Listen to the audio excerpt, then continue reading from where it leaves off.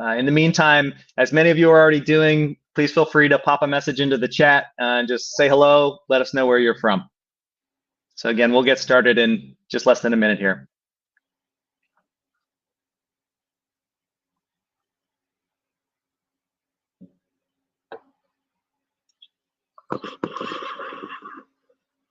I see a Philadelphia, PA in here, not far from me, not too far from Michael either.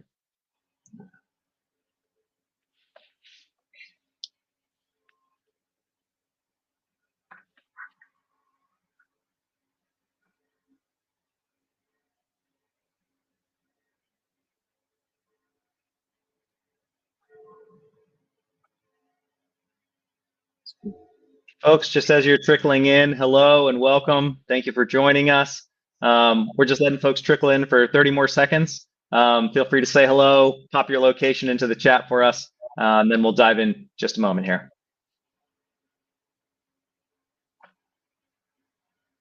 People are from all over. It's cool. Yeah, all over the world. All right, I think we're ready. Folks will continue to trickle in, but I want to welcome you. I am very excited about today's webinar, Preparing a Successful FDA Medical Device Submission. I'm Vernon Baker. I'm your moderator for today's session. I'm a senior medical device guru here at Greenlight Guru. And at Greenlight, our mission is to improve the quality of life through our work in the medtech industry. It's probably a shared goal of many of you here on this webinar today. So we host these free webinars to share valuable insights, to learn from top industry experts like Michael, and to showcase our industry-leading solutions. So our software is designed to help medtech companies to bring their life-changing products to patients faster, more efficiently, and with less risk. So our medtech suite, it includes software solutions for product development, quality management, and clinical data management. And it's all tailored specifically for medical device companies, for the medical device industry. So you can join over 1,100 medical device companies that trust Greenlight Guru. You can visit greenlight.guru for your personalized demo after today's webinar. So before we dive in, just a few housekeeping items, just 2 items here. First is that we invite you to actively participate. I see many of you are already using the chat feature there. So please socialize in there, say hello to each other, connect with fellow attendees, but also note the QA tab that's just to the side of that, the Q&A tab. We will have a Q&A section later, so feel free to ask questions there for Michael's consideration to address. And also you can review that tab to upvote or give a thumbs up to questions to make them priority for us to address. And we'll try to address those that are most upvoted if they're fit. And then second, this is always a question, we will be sending the recording for this session, the full recording plus the presentation slides to all registrants after the live event. So just watch your inbox for that follow-up email. So now to introduce today's expert presenter. So Michael Nilo is a biomedical engineer who's worked in the medical device industry since 2009, including 6 years as a medical device lead reviewer with the U.S. Food and Drug Administration, the FDA. He has direct experience with FDA device review processes and all the intricacies there.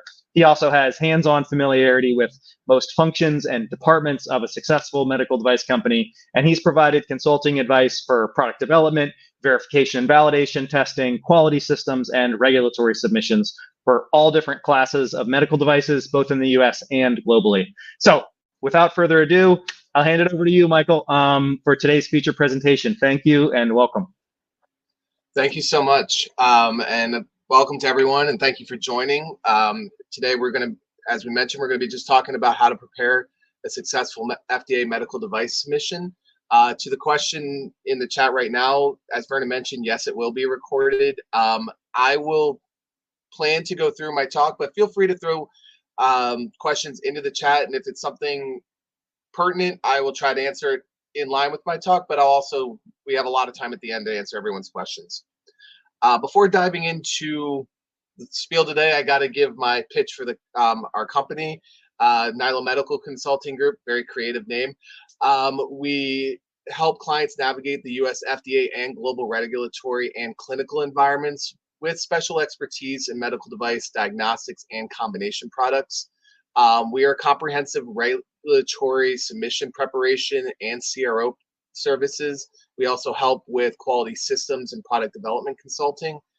We've got clients based all over the world, and we're available to teach courses, provide templates to regulatory, quality, clinical affairs professionals, students, or other interested parties.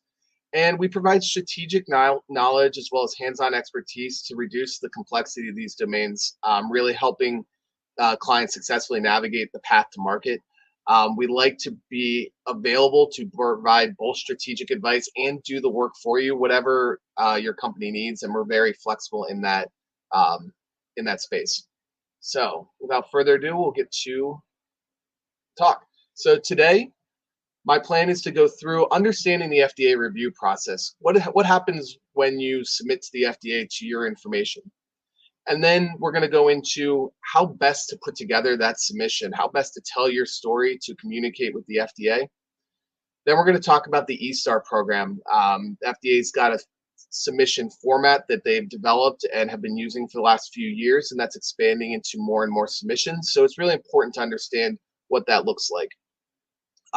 We'll also touch on how to leverage standards and guidances and other information that the FDA has tried to harmonize to make reviews and product development more consistent for companies. And lastly, just other tips and tricks. These tips and tricks will be kind of sprinkled throughout the presentation, but we'll also try to hit on some at the very end, and we'll leave time for questions as well. So to start understanding the FDA review process, and we're going to start with just how to submit your file. So for those of you who have been in the medical device industry for some time, you might remember filing paper copies or FedExing a jump drive or a CD to White Oak to the FDA with all of your company's information on it, and it would just it was a huge pain in the butt, and it also seemed fairly insecure. So in July of 2022, the FDA rolled out the CDRH portal. It allows you to send electronic copies of your submissions to the FDA securely. It also allows for some submissions, it allows for progress tracking, which we'll touch on what that looks like. And it means you don't have to do any more of these paper copies or sending those loose thumb drives.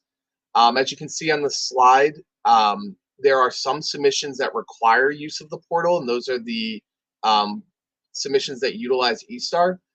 You can still do thumb drives or paper copies for, well, actually no paper copies anymore. Still do electronic submission for other submission types, but I would really recommend just learning to use the portal. It's way easier and it's way safer. So just a quick overview of what this looks like. Creating an account is very easy. You just need an email address and set up a password. When you get into the account, when you get into the webpage, there'll be on the left side, there'll be a home and a add send submission. And when you click send submission, it's as simple as choosing the format and dropping the file in. So once it's in, you will get an acknowledgement via email that your file has been submitted through the portal.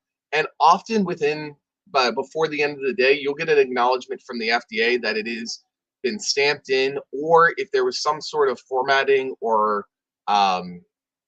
user fee hold, you'll get that information right away too. In the previous system, that could have taken several days. Now it's it's several hours. So it's much quicker feedback to make sure that your submission and timeline starts quicker. Once it's in to the FDA, if it is one of the submissions that allows for easy tracking, right now that qualifies for 510Ks and Q submissions, but they will be expanding this into other submission types as they roll out and advance the program. You can see important information about your file, such as when the upcoming decision date is, and the file type. And when you click inside the file, you can see what your review division are, other important dates, who your lead reviewer is. this information is also shareable with anyone else who has an account in the portal. As a consultant, this is a really useful thing for me to share with my clients. And for clients, they are able to share it within their teams and with management to track how their file is being reviewed and what the status is.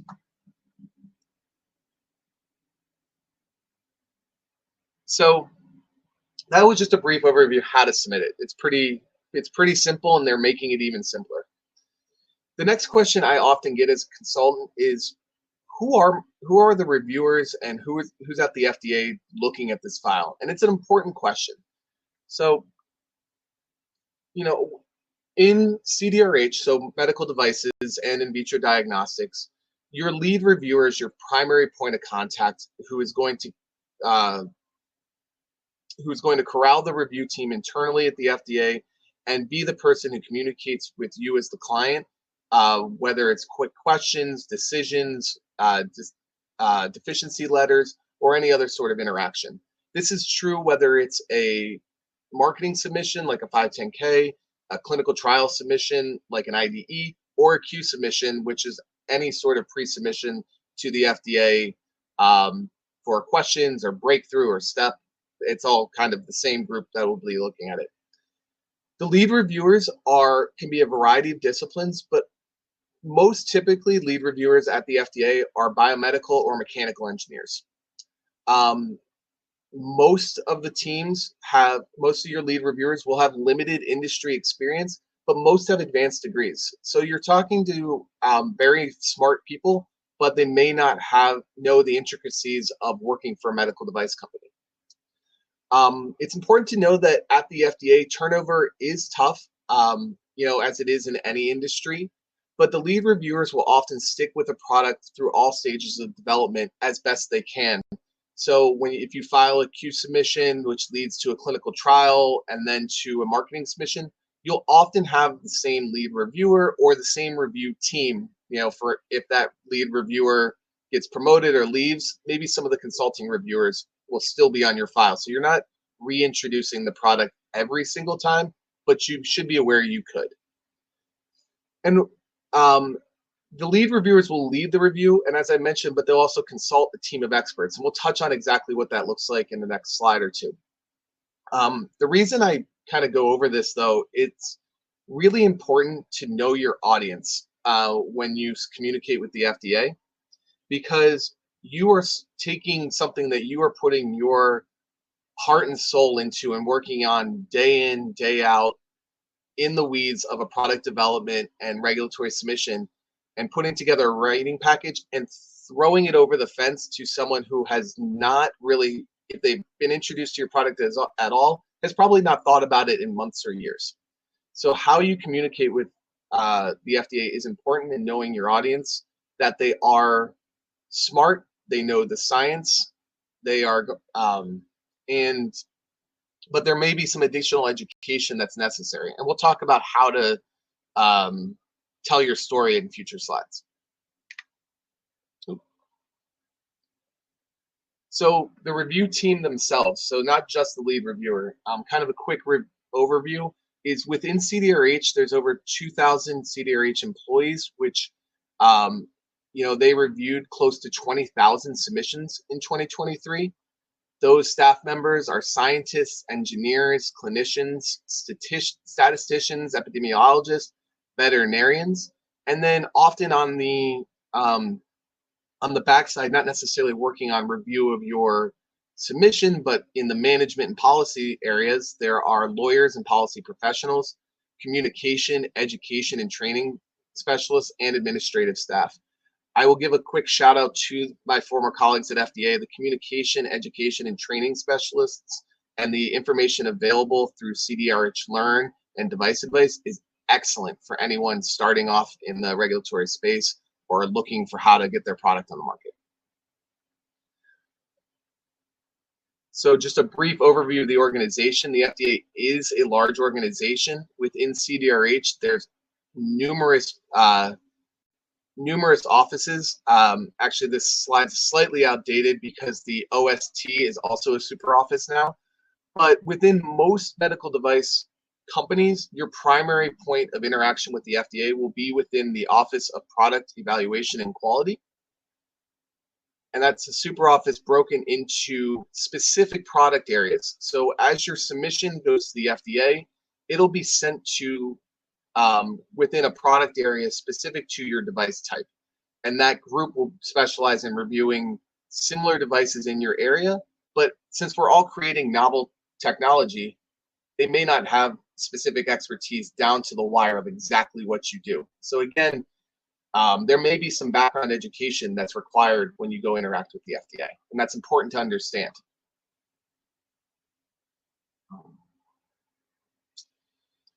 So a typical path, and I apologize that that slide's a little small here. A typical path to get your submission to the FDA is you'll submit through the portal. That'll be directed to the correct office and division within the FDA for review. That your file will be assigned a lead reviewer. The reviewer will do an initial administrative review for completeness, and we'll talk a little bit more about what that means in future slides. Then, assuming the file is complete, the reviewer will then will assemble their team and assign specific reviews of different sections to different reviewers. Your lead reviewer will not necessarily be the same reviewer who reviews your clinical trial information or your electrical safety testing or your chemical characterization. Those might be each have different reviewers, or the reviewer may consult for themselves and take over. Let's say if they are a specialist who is qualified in MRI technology or MRI safety, they may do the lead review and the MRI. So knowing that this is going to get broken up when it gets to the FDA is important to realize. Once it's broken up, each team member will go off and perform the review of what they're responsible for and draft their own review memo, which will be circled back to the lead reviewer. The lead reviewer will organize and consult with the team to make sure that there is the deficiencies from different areas kind of coalesce to make sense. And then the deficiencies will be sent to the sponsor, who most of you on the call would be considered the sponsors of the file. And then at that point, that information is now on the client, on the sponsor side, to respond to each of those deficiencies.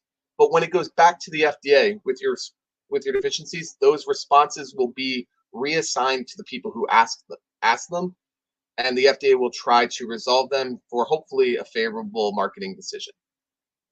I see in the chat real quick, what is the difference between a super office and office? That's a good question. The super office is just the name because they needed an organization on top of individual offices. So for OPIC is a super office because then they have 8 different offices below them, and then each of those offices have divisions within them. So they just needed an extra level of management organization, and they called it a super office. For the groups where there is not a super office underneath them in the next level of an organizational tree, it will just be divisions. So kind of, I clicked, hold on, there we go. So why is knowing this important? I think it's important as a former reviewer and now a consultant to understand that your file, when it gets to the FDA, will have multiple reviewers. The submission itself gets broken up into multiple sections. So it's really important to make sure the references and information is accurate, consistent, not contradictory throughout the entire document. It's also important to make sure that you do reference back to different sections within subsections of your submission.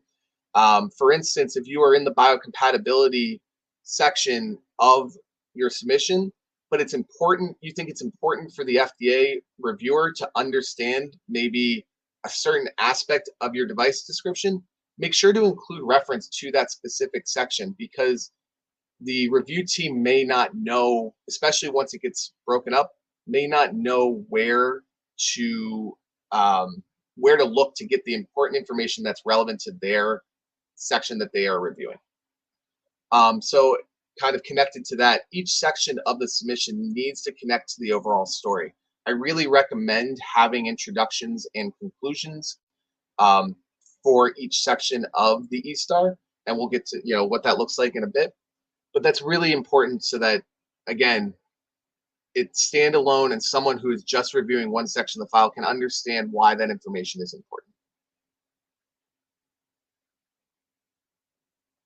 Okay, so I've kind of brought this topic up often, but I think the most important part of a submission to the FDA is what I like to call telling your story. So, as we've mentioned, why is telling your story important?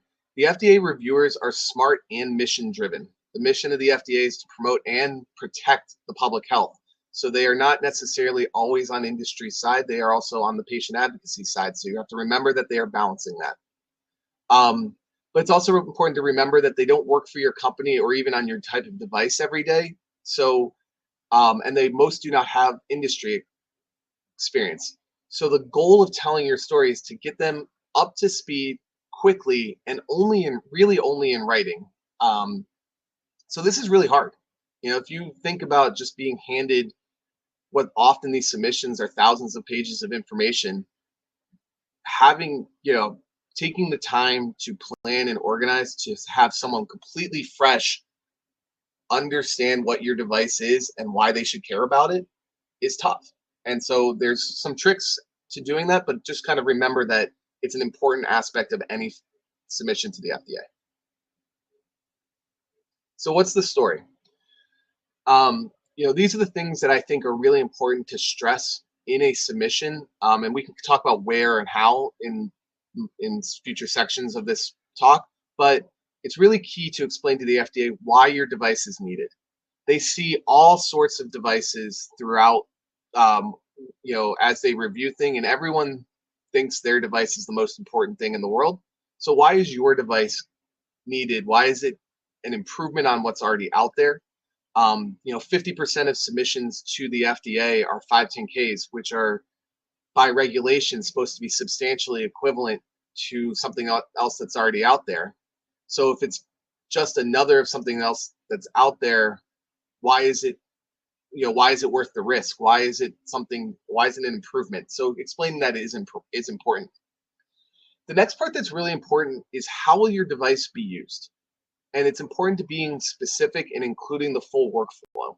I mentioned this from my personal experience. I'm a biomedical engineer, as I mentioned, and when I went to the FDA and I was working on cardiovascular products and specifically guide catheters, um, it was good for me for one of my initial clients that they really explained well why the French size of the catheter made sense for entering the coronary artery that they were trying to enter. And they explained the size and the radius of curvature of typical anatomy because I'm not a physician and I wasn't a expert in the anatomy and physiology, especially when I was a new reviewer. So that kind of workflow of how the access happened, what important design characteristics mattered was really important for me and assisted really well with not only that review, but future reviews of similar device types down the road.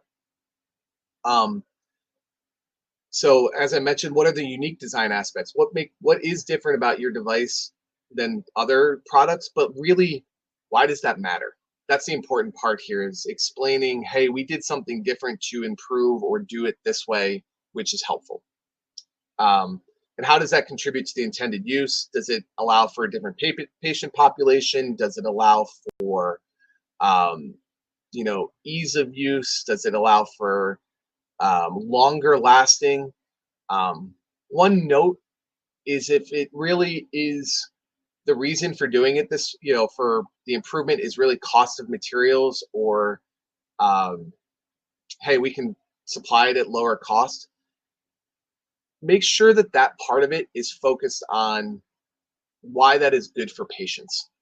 The FDA does not really care that it's cheaper for you as a company, but why is it making it cheaper for you? If that's going to be put out there that gives broader access to a more diverse population or allows patients, these are over-the-counter products, so it allows more patients to access this without having any significant safety risks. Those are things that you should communicate with the FDA rather than it saves your bottom line.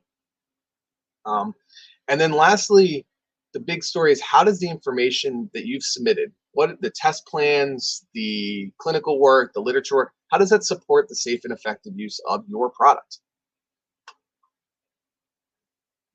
Take a quick thing. So, this often, there's often a saying within regulatory that keep the marketing department as far away from the regulatory work as possible. And I personally disagree with this statement, because you just need to tell the marketing team what they're marketing in this case. They're not, the FDA submission is somewhat of a sales pitch, but what you're selling is not the new innovativeness of your product. What you're selling is that you have created a safe and effective product that promotes and protects the public health. And if you can do that and work with the marketing team, they are trained to pitch that and tell a story often better than us engineers who, want to do more of the development work. So work with your marketing team is a suggestion that I have. Okay.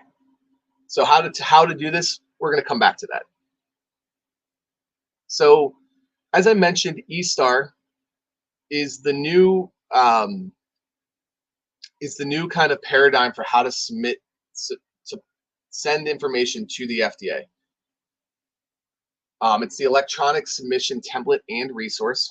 So that's the eStar acronym. And it includes automation, content, and structure that is complementary to the CDRH internal review templates.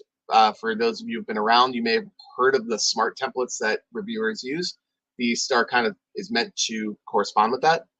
It's an integration of multiple resources. So the actual interactive PDF has integration with guidances, standards, product code databases. There are built-in forms like your truthful and accuracy statement. It'll auto-generate a 510K summary and other the old CDRH cover sheet forms. It guides construction for each submission section and provides helpful tips and tricks within the submission itself. And it provides an automatic verification for, is this submission complete? Give me a second here. So, eStar has been being rolled out for the last few years, but not every submission is supported by it, and not everyone is required to use it. At this stage, all 510Ks to CDRH and CBER are required to use the eStar format. De novo submissions, PMAs to CDRH, and Q submissions of several types have the eStar format available, but they're not required yet. De novo submissions will be required starting October 1st of next year. And as a company, we've already started using the eStar for those submissions. So how to use it. Some technical considerations for eStar is, for those of you who've tried to use it before, it is an interactive PDF. And one thing to note is, and this is one downside of eStar, is you must download the file and open it in your PDF reader every time. It is not available for collaborative, or it's difficult to be available for collaborative work at the same time. And we have some tips and tricks on how best to approach it because of that. You need to make sure you are using the latest version, which is typically updated approximately quarterly. So often it's a good idea to prepare the submission outside of eStar and then move to putting it into the eStar at a later date, just to make sure you're using the most up-to-date version. When these slides go out, some of these are active links to guide you to the right location. PDF readers that work at this time are Adobe Acrobat Pro. Reader does not always work. Foxit works, PDF Exchange Editor works. The Mac Adobe Pro at this time, as of about a month ago, did not work, but I know that the FDA was working on that. One quick note to come back to, for those of you building submissions right now, you might notice that the e-star thing is extremely slow. And this is sometimes frustrating to work with. One way to speed it up a little bit is to disable protective mode in your PDF reader. These instructions are specific to Adobe. But also, if you're still having issues, please contact the email is still esubpilot at fda.hhs.gov. The team working over there on that is extremely responsive. And I believe Greenlight has had a webinar or two with that group as well in the past. So feel free to look back at those webinars. So building the submission is the next part. So general tips, and I'll repeat this often. The organization for this is key. You really should be building templates out from the e-star itself to work on outside of the PDF to be put into it later, and have an understanding of the overall organization and what is going to be required to be put into the e-star before starting the whole regulatory project. Because it is while it is an extremely useful format, and there are definitely pros of it, it is a bit of an unuser-friendly paradigm to use to submit to the FDA. So, and it just takes getting used to. So organization up front is extremely important. You should track progress through this organization. You should be tracking progress on the content for inside the e-star and the attachments. The e-star, for those of you unfamiliar with it, the e-star itself has text boxes that you fill in directly, but then there's lots of places to add attachments. And so you should be tracking progress on both. Another really important tip is to name the attachments in a meaningful way for the FDA, not your internal system. A lot of companies make the mistake of, having 8 serial numbers dash Nilo dash version 65 slash device description. That's not very helpful for the FDA. Just call the file the device description, because that's the one that they can easily navigate to as they go through this the review. And we'll talk even more about this, because when this gets thrown over to the FDA, I've spoken with numerous FDA reviewers, even more in preparation of this talk today, and we've gotten some feedback from them on what they like to see. Lastly, up front, it's really important to utilize the help tips throughout the e-star format. And I'll show you, we've got a slide or two that kind of shows how to do that. But you'll just know that in the actual e-star submission, there's blue text and blue question marks that you can mouse over or click that provide really useful tips. The e-star guidance is also very useful for how to navigate this format.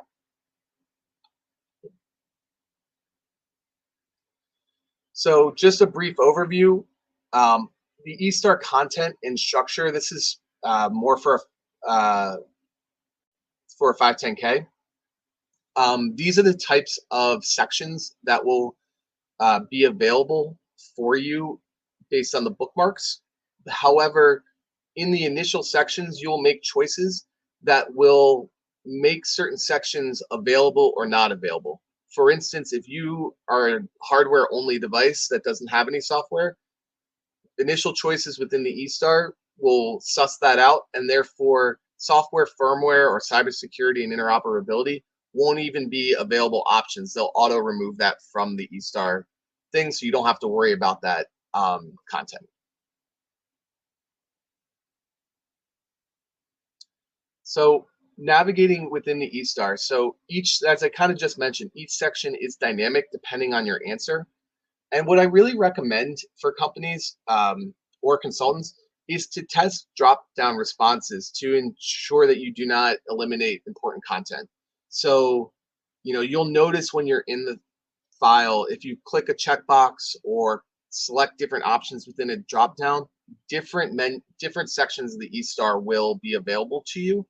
And so don't be afraid to test out different choices to see what additional information the FDA might ask for if you make a certain choice. And You also really should start with the submission type and classification. The submission type is upfront, but the classification is not. So I'll show you what that looks like in a second.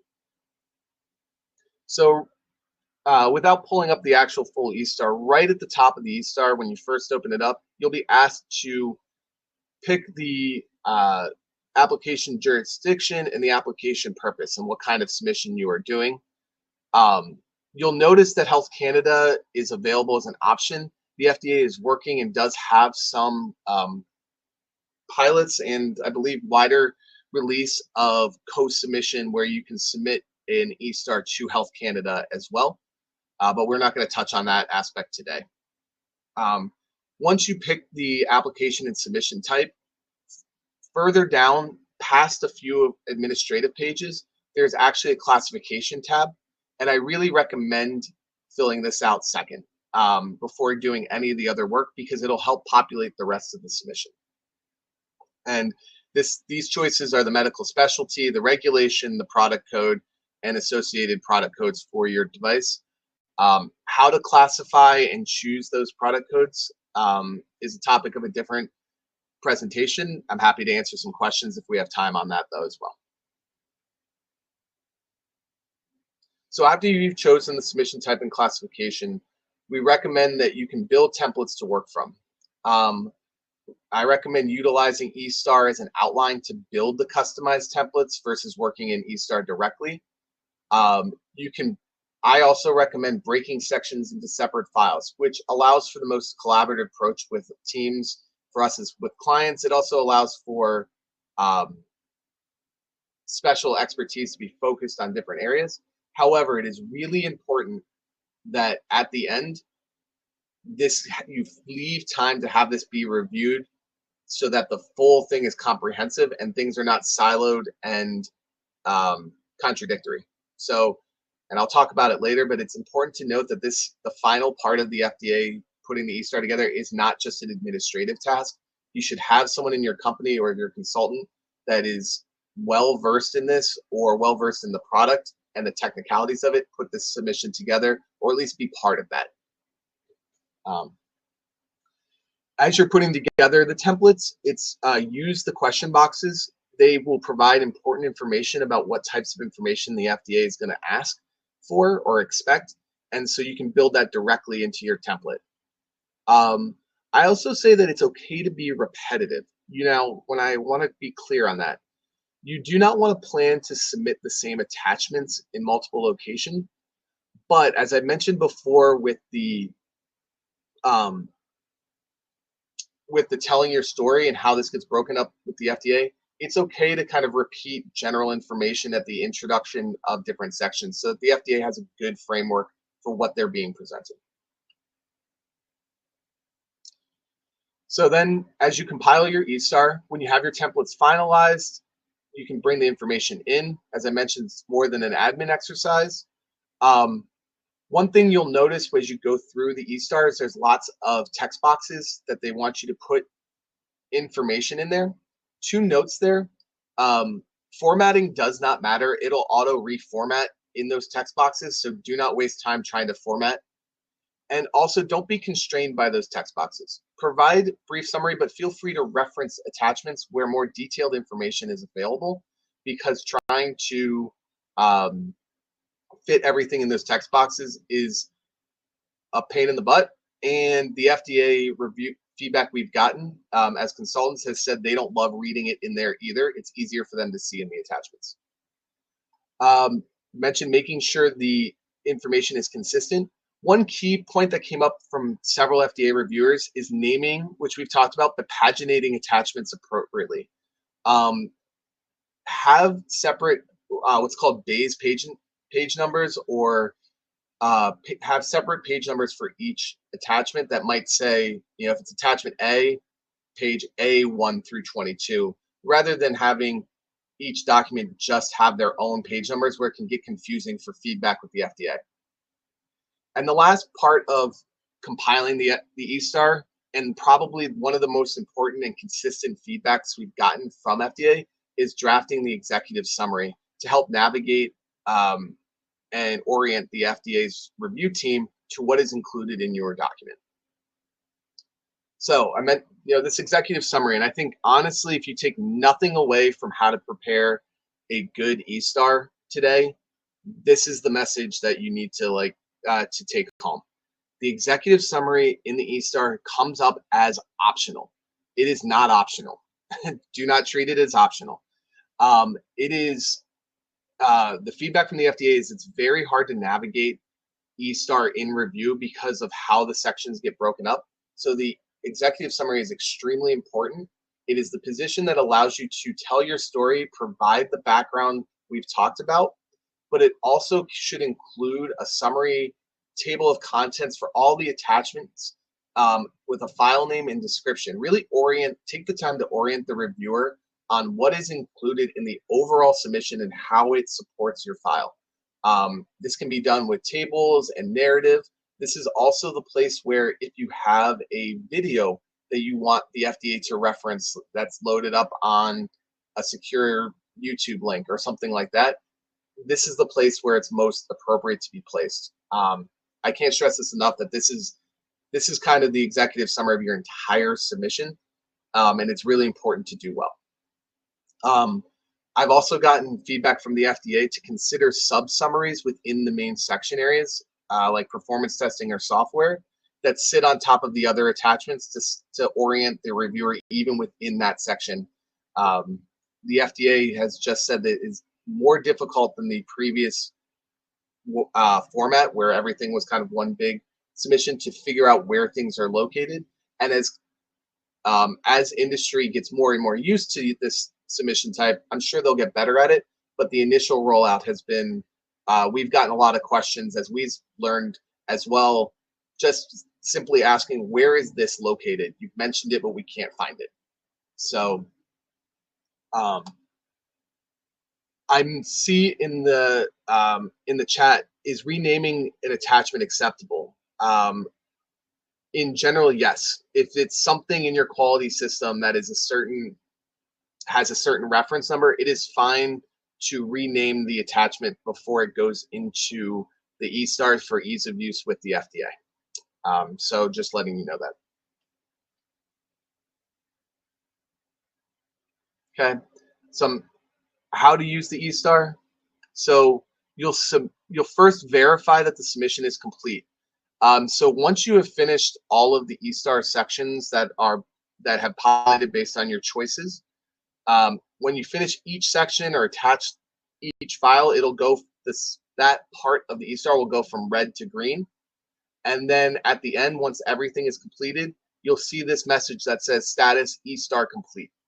You will not be able to submit your E-Star to the portal without it saying your E-Star is complete. It'll get rejected. One thing to note is don't bully the E-Star to complete, by attaching just blank attachments or providing incongruent material to just get by and turn something from green to red. That'll likely end up in a technical hold once it's already with the FDA. So take the time to figure out why certain areas are incomplete and thoughtfully fill out those sections.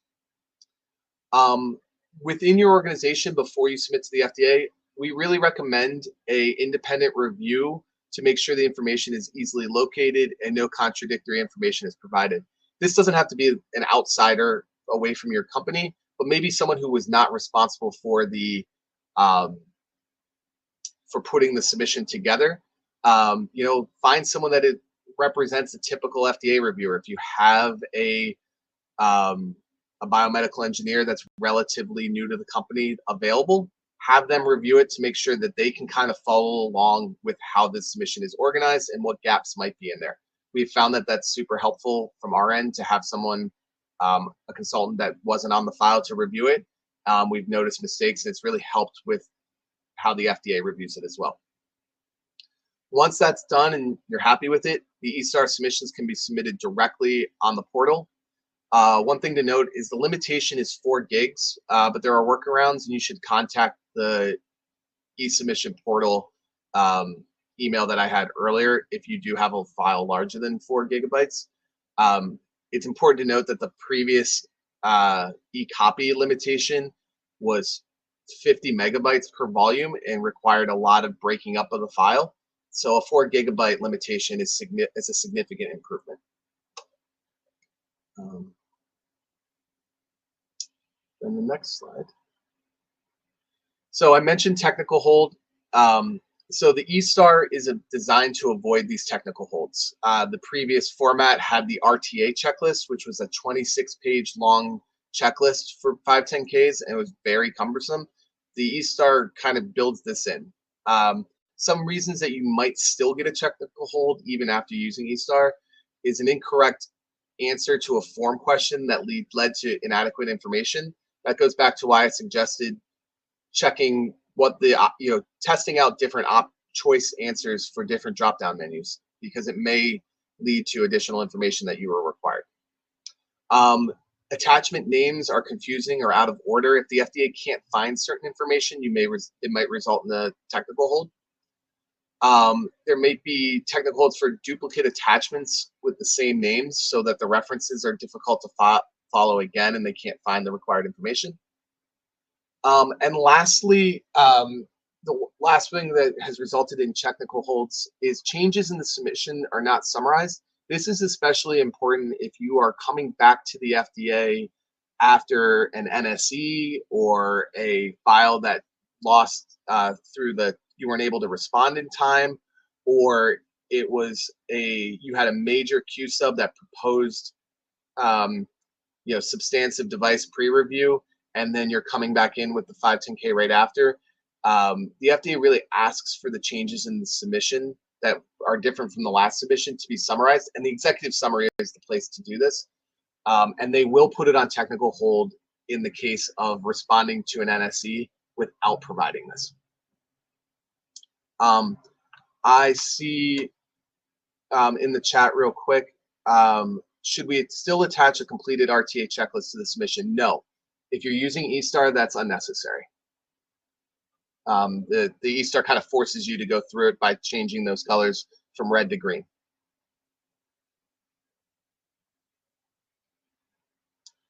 So briefly, we're going to touch on leveraging standards and guidances. This is a topic in and of itself, and it's a wide-ranging topic, but there are sections within eStar that allow citations of ones, and I just want to touch on it very quickly. So why would you leverage standards? Standards are meant to save time, reduce the burden, and develop better medical products. The FDA has an ASCA program, which is it's akin to GLP, for animal studies, where you are using a test lab that is accredited to do the testing that you are referencing. And this is right now limited to some electrical safety testing, some biocompatibility testing, and the chemical characterization program should be launched in November. But by using the certified lab and paying for the certified protocols to be used on your device, the FDA has agreed to essentially rubber stamp the results so long as you've passed the tests. So far, we've used this with several clients, and it's been worth it thus far. The extra money has been worth it because it has saved on questions from the FDA and sped up their review times. We are really excited for the chemical characterization program because for those of you who work often with the FDA, the chemical characterization questions from the FDA have been difficult. So some harmonization and consistency there through this ASCA program is very welcome, and we're looking forward to it. Another thing to note with the standards is citing them in eStar is a bit of a bear to do. It's just it's because it's pulling from a large database. It is sometimes difficult to enter the information correctly so that it matches what's in the FDA's database. So we recommend citing the recognized consensus standards in the eStar and starting with the recognition number. This helps auto-populate the correct information right away, and you'll find that it'll save you a lot of time when putting that information in there. Another thing is when you put in the standards to the FDA. It asks if you are using it as a general use standard, a declaration of conformity, or a declaration of conformity with ASCA. If you don't have a conformity certification, it's general use because you don't have, you need the certification to fully declare conformity, and it's just easier to call it general use.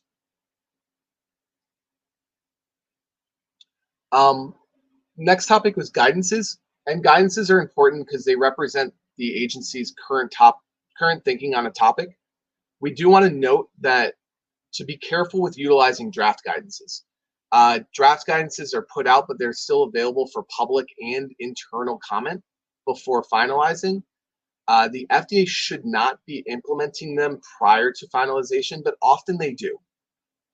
Then on the flip side, often they actively say you cannot utilize draft guidances. And this is sometimes review division by review division. So we really stress being careful with the use of draft guidances, and it's worth discussing in a Q sub if you're planning it of whether or not to utilize the draft guidance information, especially for big topics like human factors, cybersecurity, and software in general. So additionally, device-specific guidances should auto-populate in eStar when you fill out that classification section that I said to start with. However, general topic guidances like the human factors or cybersecurity may need to be searched for, and you should do your own research in the guidance library entirely, because you'll be surprised at how many guidances are actually out there that might be relevant to your device type or your device type testing. The next thing I want to promote a little bit is the CDRH has recently expanded their regulatory science tools library. And this is something that, honestly, as an engineer and a regulatory professional, is just cool. And I really recommend people who have novel technologies checking it out. It's constantly being updated. It's underutilized even within the agency. I know reviewers are not always familiar with what is available, but the idea here is it's publicly available databases or tools for verification, validation, or modeling. There are anatomies available for if you want to use models for pediatric or adult patients. There's a whole family digital anatomies available. And I actually linked in the presentation, Ed Margerson, who is a director in OSL, gave a really good talk at the FDA's REDI conference back at the end of May or early June. And it was an excellent talk introducing this. And I also linked the catalog website. So I just encourage people to recognize that it's there and it's something that can be brought into the development and submission for your files. So we're going to end here on some tips and tricks. Most of these I have already mentioned throughout the submission, but we're going to go through them again and maybe provide a little bit more explanation. So again, I'll harp it on again the importance of the executive summary. It's there to guide the reviewer, there to tell your story. It's also the place where you could link a video. You know, a picture tells 1,000 words, a video tells 10,000. You know, knowing your audience is often an engineer or a scientist, it's really helpful to orient them on the clinical use and practical use of your device. I can't stress that enough. And also, I can't stress it enough that every single reviewer we talk to about what would make a better submission has harped on the need for an executive summary and orientation of where things are in the submission. That goes back to the eStar being easy to navigate. We recommend using templates and working outside of eStar until you are ready, until those templates and the information in them are kind of locked, and then importing the information into the eStar. Plan. Start with the eStar information available so you know what it's going to look like, but then work outside and come back to it. Knowing your reviewer audience, we talked about that several times in here. Just kind of remembering that as you are building the information. Within the text boxes in eStar, utilizing attachments. So just referencing the attachment and the specific location within the attachment in the text box, but then having a good attachment to the side. This is especially important for AIN, additional information requests or major deficiency responses. We didn't get too much into what that looks like, but when you respond to deficiencies from the FDA, you are asked to just utilize your existing eStar and clicking additional information that will populate a new section of the previously submitted eStar, and then that's where you address the deficiencies.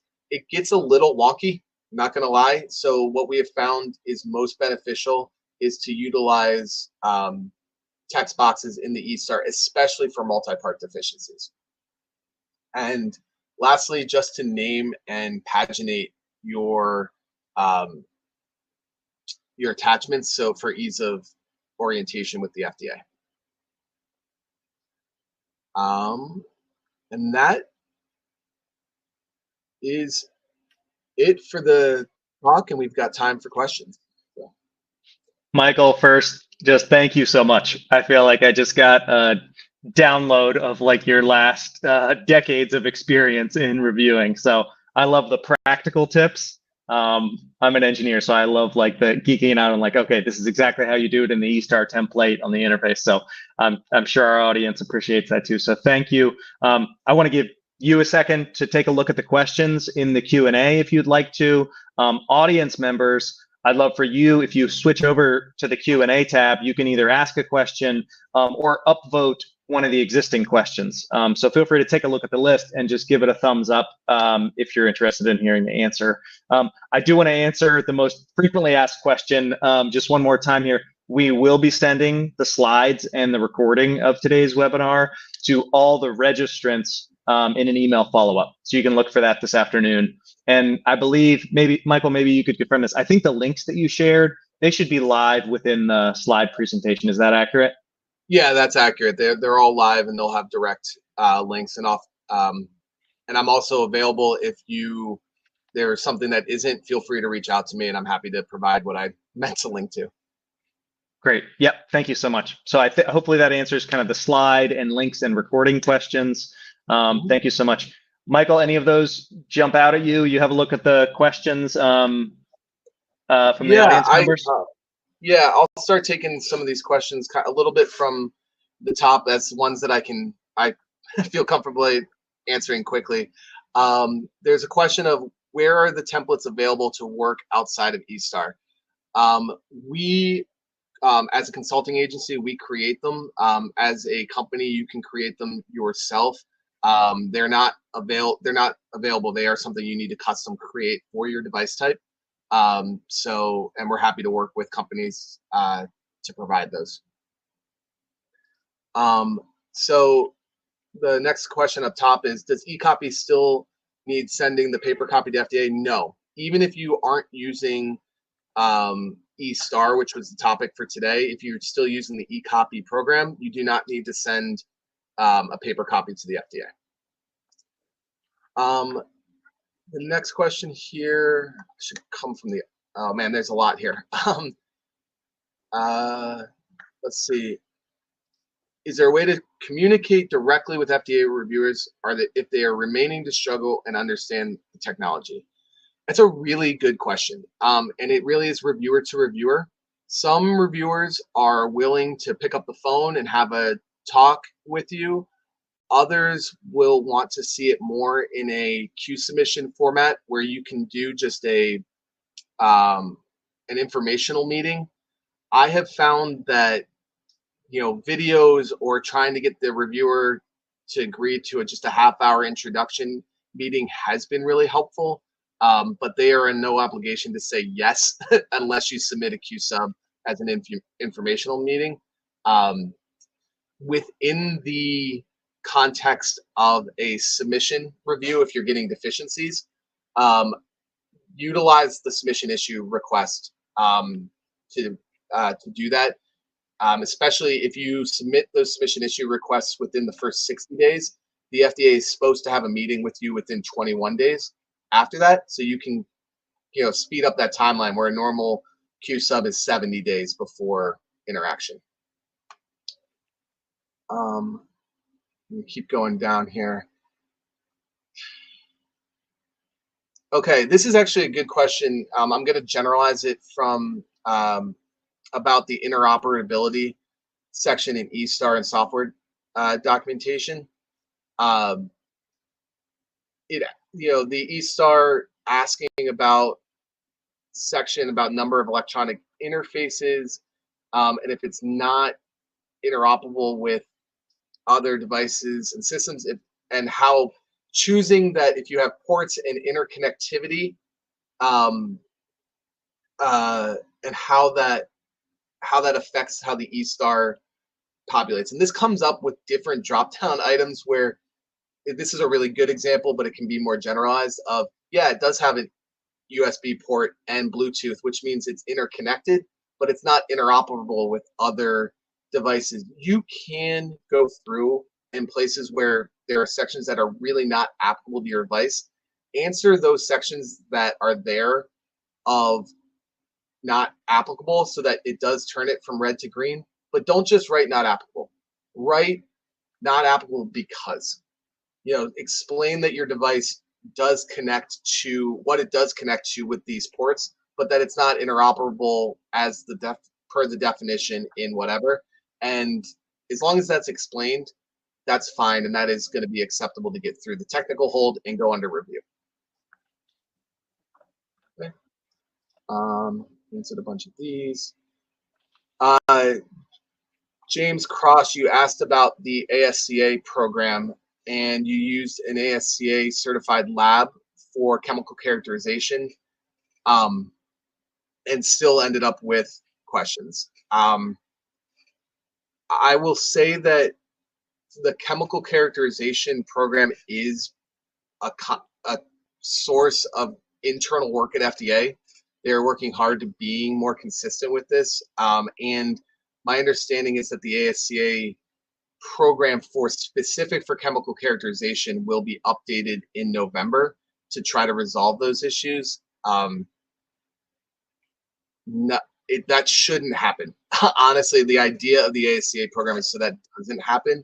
One thing to make sure that you, as everyone, when you are looking at ASCA labs, two things: making sure that you are getting the ASCA accredited testing, not just using the lab that has the ability to do that, and that you that the testing you are doing, the accreditation is applicable to your device type. Sometimes those ASCA lab accreditation are only good for certain device types, and do your research on that. And you do have to do a little digging on the ASCA program website at FDA, which I think I linked to, but it is a little bit more nuanced. It's not a perfect system yet. We keep going down through this kind of from there. Just a tip too, you can, if you sort by most upvotes. I don't know if you want to use that in the pane, but you don't have to. But yeah, you can sort by upvoting. Can you? Oh, sort by. There we go. Thank you. A lot of people have upvoted this one. For medical devices to which cybersecurity conditions apply, what are the current key content items to include in a 510K submission?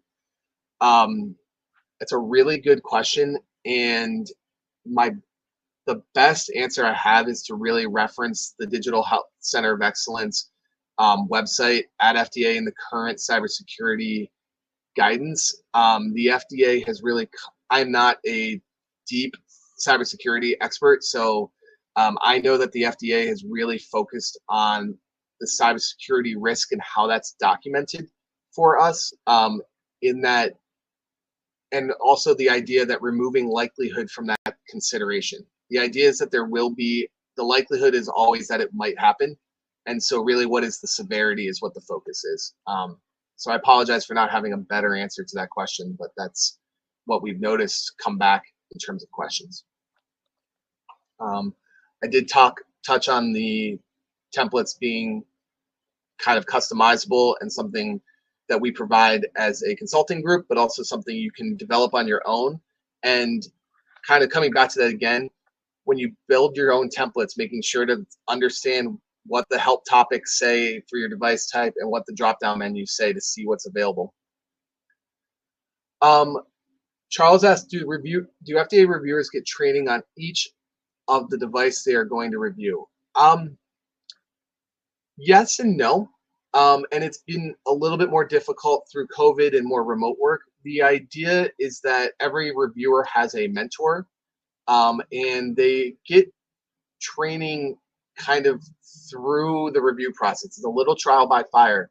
And this is why I really stress that executive summary and explaining how your device works, why it's important, is really important for companies, because you can't always rely on the FDA reviewer understanding or having been trained on the device. It's often really helpful to provide some of that, incorporate some of your own training materials that might go out with a product launch into a submission somehow, to orient the reviewer on your device. The next question from Sandy Williams is, how often do reviewers visit the sponsor's website to learn more about the technology, watch relevant videos, animations, etc.? This is also reviewer by reviewer. I utilized it a lot when it was a device I didn't have training on, to the previous question, and I needed to orient myself. I knew other reviewers that would go there specifically looking for places where the device might be marketed more than what they were claiming in their submission, to kind of as like a gotcha moment. So be careful when you submit your submission to the FDA that your website doesn't go beyond what you're trying to get clearance or approval for.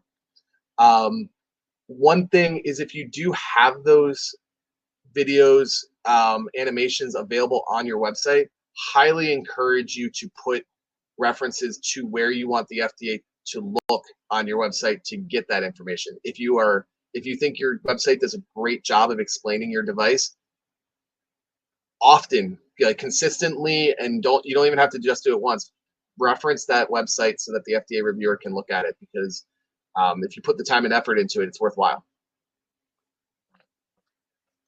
Okay. When is the best time to start with the CDRH account, especially for an early startup company? Is it when they're so I'm assuming the account is in reference to the portal account, to submit the file. There is really no need to have an account until you're ready to submit something to the FDA. But know that even a Q submission or a pre-submission, which, those include breakthroughs as well as, some other random things like accessory classification requests, all go through Q subs. Those can also be submitted through the portal. So at that time, you'll want to have an account so that you can utilize that system instead of FedExing a jump drive to the FDA, which, hopefully for everyone, those days are over.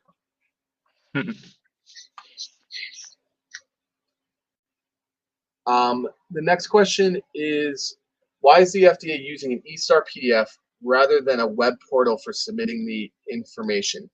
And I'm kind of assuming this question is, why isn't the eStar kind of built into a web portal instead of having your own PDF on the side, which would be closer to how some drug-related submissions are with their portal. The best answer I can give you is that there's so much uniqueness from device to device and how it is used and what is incorporated into it and what is important, that the FDA has felt that it is best that you have some more freedom outside of a specific web portal to build certain items and then put it together as a PDF, and submit it that way. But the other part to answer is, it was 2022 before there was a portal at all for submitting electronically. It just has not been a priority to incorporate some maybe more standardization and technological improvements. Sorry, I'm trying to just keep going down through this. Yeah, thank you. And This is hopefully, great. You're chugging through these questions. This is yeah. really good Well, we got information. 20 So minutes. Might as feel well free do to it. take a breath and have a glass of water. This is Yeah. excellent. Um, Christopher, if that wasn't what you were looking for, feel free to follow up with another question. Hopefully that was what you were trying to get to. Okay, the next question is for a 510K, is it mandatory that the predicate device we claim is currently on the market? That's a great question. Um, the answer is that it is cleared to market. So if you are, and I don't believe that is the letter of the law, to be honest. I believe that is the how it is interpreted. um, if you are um, claiming a predicate to something that a company has decided they no longer want to sell, but there is a previous 510K for it, you can still reference that 510K. The FDA is not looking at the registration and listing database to ensure that it's still on the market. Um, I will say I have had that come up once where the reason it came up was because the previous device, the predicate device, had been removed from the market for a safety concern, and so the FDA recommended strongly that we not use it as a predicate. So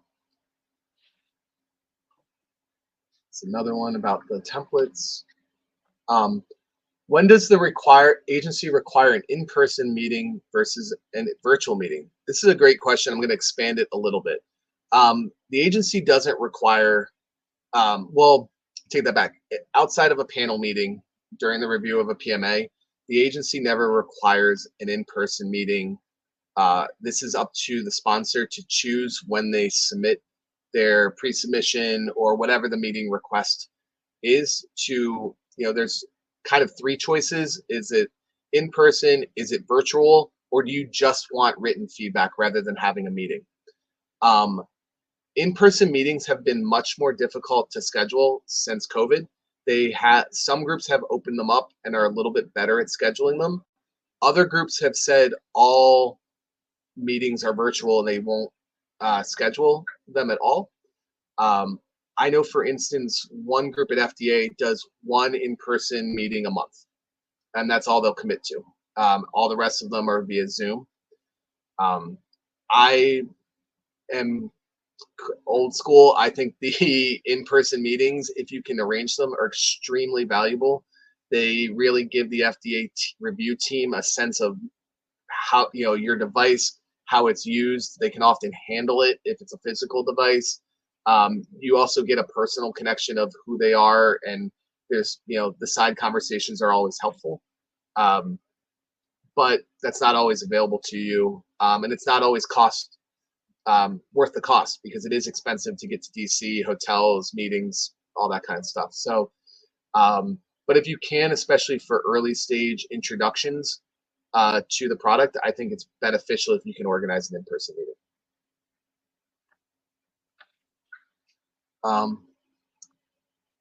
This is a good question from Michael Cook. If a new version of the eStar form is released just before you submit to the FDA, will your submission be rejected? Or is there a grace period after a new eStar version is released? There is a grace period. I, off the top of my head, do not remember what it is. I want to say it's 3 or 6 months, so you should be fine. That they will go back at least one version.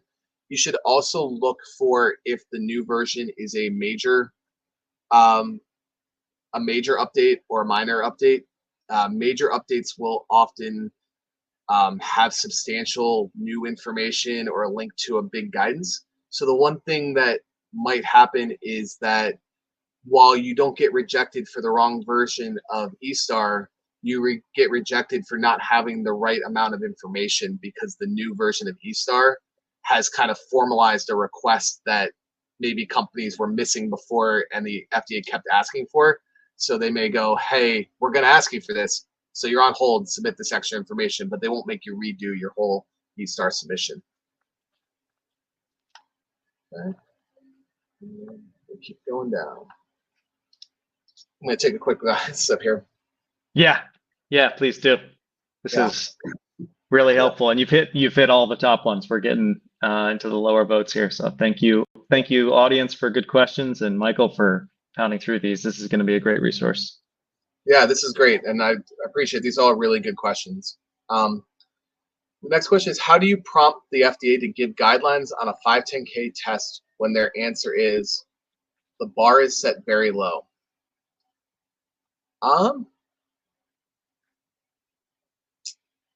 I don't know. I don't actually know how to. The best answer I can give you is to on a 510K. The best answer I can give you is to communicate with your lead reviewer. Don't be afraid to ask the specific question that you have related to that 510K. If necessary, file a Q submission to discuss that specific test. That's the best answer I can give you there, though. The next question is, do I need to submit the DHF and risk management file in the 510K submission, or is it only for software? Required is only for software.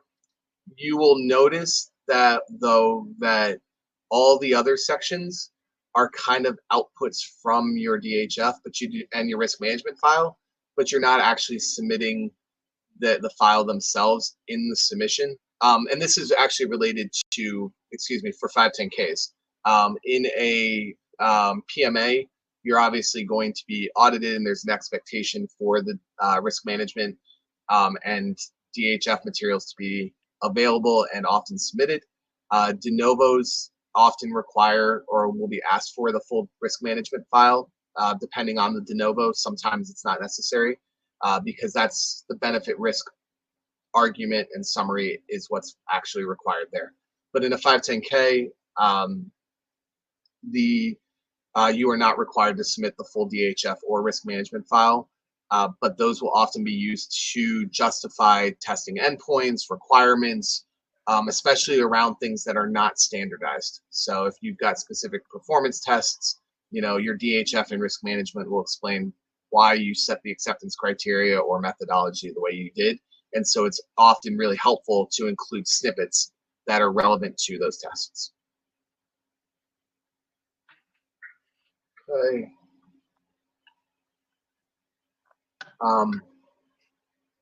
So the next question is, how does the FDA ensure who is the reviewer is a subject matter expert on the medical device, and if they use contractors, how do they ensure the same requirements and skills?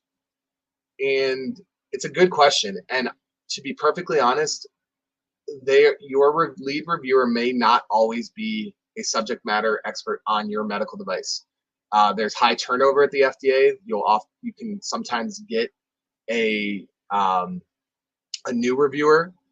Now the FDA review teams as a whole are very experienced, and they're smart people who are looking, will look at this critically with resources on their end to help them get up to speed on your medical device. But again, I'll come back to stressing that that idea of the executive summary. Don't be afraid to provide some training and teaching to help the reviewer become a medical device expert or a subject matter expert on your medical device. It's worth the effort to put that in, have that information be available. It helps orient the reviewers, and it leads them to ask smarter questions of your device. So you don't, you want them to be asking about that. They're all, the FDA, none of them are dumb. So just, right, but not all of them have the specific in-depth knowledge, because no one is really going to know your device better than you, right? This is your company's, pride. So, don't be offended or feel that you're being put out by having to train the FDA a little bit. It is to your benefit to explain this to them. Good. Michael, this is sorry. Oh, I just wanted to hop in. I think you addressed maybe a shade of this question before about developing the relationship with the reviewer and scheduling times. So maybe that's kind of already answered, but it's come up in the question again, like, can you informally schedule a time with a reviewer to build that relationship, or any other additional tips there, or do we already cover everything? No, no, it's a good question, and um, it you can always try. um, so the FDA reviewers are humans, and some of them are really willing to just talk to you, and they're interested, and that's the kind of interaction they have. And others are not, don't feel comfortable speaking directly um, to companies. It's not really their what they like to do, especially and often with new reviewers, they feel uncomfortable or don't feel the power to have a direct conversation without their manager there. So you can always, be nice about saying, I'm happy to talk with you and your manager if you'd like, without acting like you're trying to go over their head. There is some tact there, but just recognize they can always say no. And so if they don't feel comfortable with it, finding out a different ways, like, hey, is there additional things I can send you to help with this? Just be nice about it. I think I've given another Green Light Guru presentation where I think my 6 slides said don't be a jerk. That's still that's still A good tip. that's still a good bottom line rule, is don't be a jerk, and you'll get better treatment from the review team. Um, Got I it. think, Sounds like wise advice. yeah, I think we're starting to get toward the end of these questions. I'll keep going down through, but Vernon, if anything kind of pops back up to the top, feel free to interrupt me because I'm kind of just cycling through these down as we go down. Yeah, Um, absolutely. yeah, Yeah, if I can pop in my own question yeah, go here, ahead.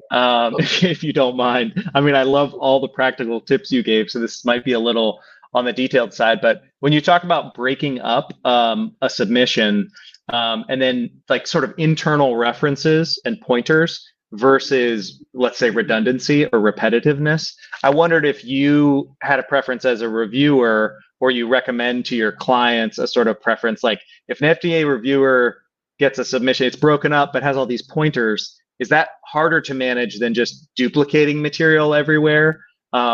Which may add a little burden on the sponsor in the submission, but if it's really convenient for the reviewer, it's probably worthwhile. I know you've touched on this, but I don't know, do you have a kind of a preference for how it's done?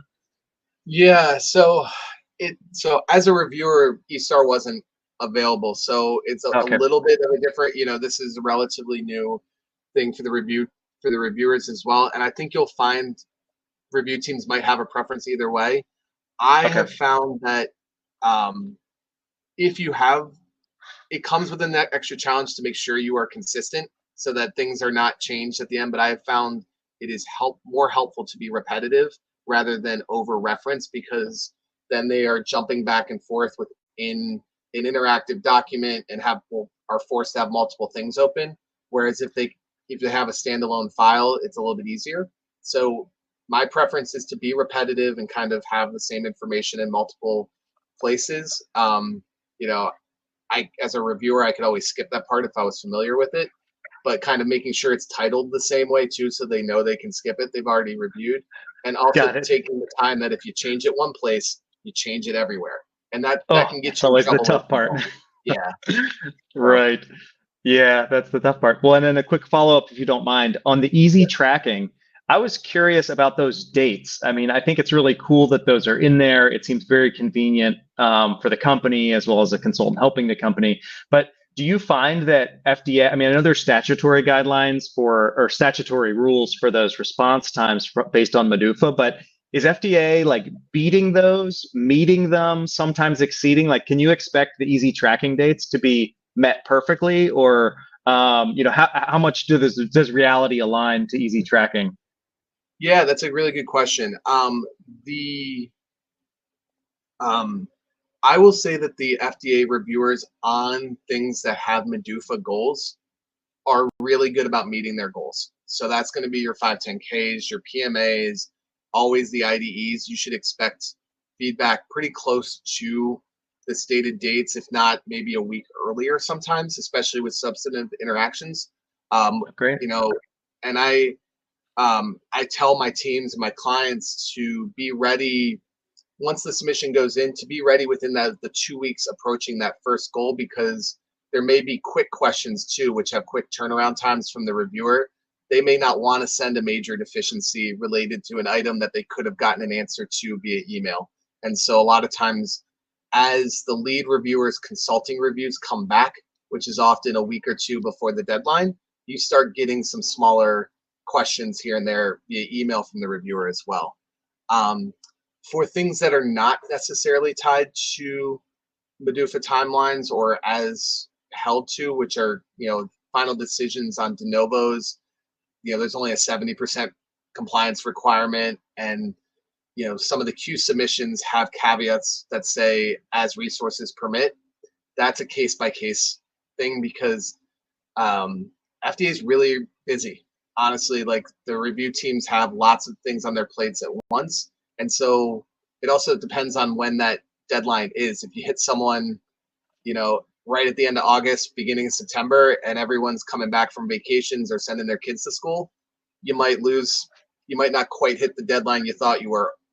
Or, the holidays and Christmas time, anything bridging that gap often gets delayed or gets pushed earlier just so they can get it off their desk before they go on vacation. So you might end up with less cohesive questions sometimes on December 20th because someone was leaving for Christmas. So interesting. Well, does that also relate to sort of interactive review type questions versus formal additional information requests that like stop the clock, so to speak? Like, is there that differentiation in how FDA sort of responds to you? Is it influenced by timelines or just by, the severity, or, how are they differentiating between the mode of the request? I think the biggest influence is going to be your lead reviewer, and how comfortable they are asking interactive questions and adjusting their deficiency letter based on those interactive ones. But then the second one will be probably timeline of if they are too close to when they have to send a hold letter to meet their deadline, they're not going to bother with interactive ones because they're just going to throw it in the letter to make sure they meet their goals. Right. They have to throw it back over the fence before the date hits. Exactly. Sort of. Got it. Yeah. Okay. Yep. That makes so much sense. Well, thank you for answering those. Yeah, because we're on it and it's come up with the how to schedule times with the reviewer and build a relationship as well. If you do get a deficiency letter, regardless of what kind, all of them have the FDA is available within the first 10 days to clarify these questions. That is not a meeting to propose responses, but I highly recommend that everyone takes that meeting to just have the FDA explain their questions, especially ones that are large or impactful. You'll get a better sense of what the true concern is that sometimes isn't always apparent in writing, because the FDA has the same problem communicating with you as you do communicating with them, in that they have to explain themselves very quickly in writing. So I would always take that meeting, and it's a good chance to establish a relationship with an FDA reviewer if you didn't have one prior to the submission going in. Yeah. Well, thank you for leaving us with that helpful closing tip. I just want to thank you so much. There's so many practical tips in here. I feel like we got a lot of free consulting from you. So thank you so much. Obviously, your contact information is there for all of our audience members to reach out to you. I know I learned a lot. So thank you so much, Michael. As a final reminder, I know I've said this a couple of times, we will be sending today's recording and presentation slides, so you'll have that resource. And on behalf of Greenlight Guru, I wanted to thank you all for attending today's webinar and just wish you a great rest of your day. Thank you, everyone. Thanks again, Michael.